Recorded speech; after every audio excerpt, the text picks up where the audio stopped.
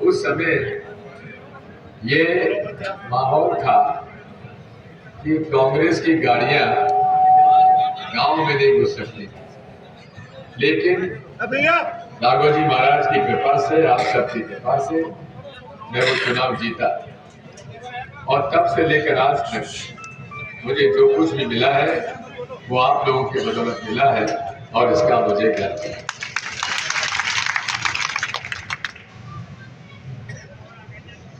राजगढ़ में पहली बार मैं यहाँ का अर्जुन सिंह जी के मंत्रिमंडल का प्रभारी था और उसके बाद 84 में संसद सदस्य बना, फिर 91 में एक बार फिर बना, फिर मुख्यमंत्री और 2003 तक मुख्यमंत्री रहा। राजगढ़ जिले के लिए जो मैं कर सकता था, राजगढ़ संसदीय क्षेत्र के लिए जो मैं कर सकता था मैंने किया और मेरे दरवाजे हमेशा हमेशा के लिए राजगढ़ जिले के और राजगढ़ संसदीय क्षेत्र के मतदाता भाइयों और बहनों के लिए खुले, चाहे मैं सांसद रहा नहीं रहा, लेकिन सदैव आपके मेरे दरवाजे आपके लिए खुले। अब आपके सामने विकल्प है।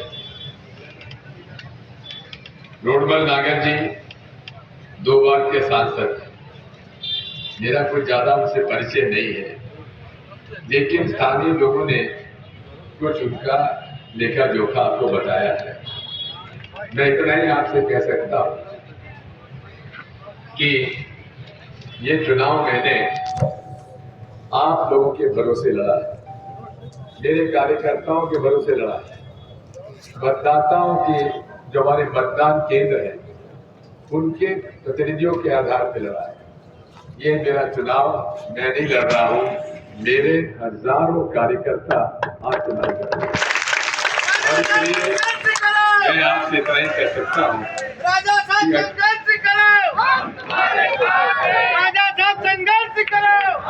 अरे माली जी मैं तो संघर्ष कर ही रहा हूं लेकिन बात यह है कि आखिरी 4 दिन बचे। इस आखिरी 4 दिन में जितने भी कांग्रेस के कार्यकर्ता हैं और जितने भी कांग्रेस के समर्थक हैं, आप उस तरह से चुनाव लड़िए जिस तरह से पंचायत चुनाव लड़ते हैं। आप जहां जितने बैठे हैं सब पंचायत चुनाव लड़ने के उत्साह हैं। आप जानते हैं कैसे जोड़ तोड़ करना, कैसे लोगों का मान मनोबल करना, कैसे अपने मतदान केंद्र पर चुनाव जीतना। ये मेरी आपसे प्रार्थना है कि ये चुनाव आपको लड़ना है और आप मेरे प्रतिनिधि के रूप में आप चुनाव लड़ेंगे। मुझे पूरा भरोसा है कि आप हम सब सफल होंगे। मैं तो जनता से एक ही बात कहता हूं, मैंने जो यहाँ सेवा की है वो आपके सामने है।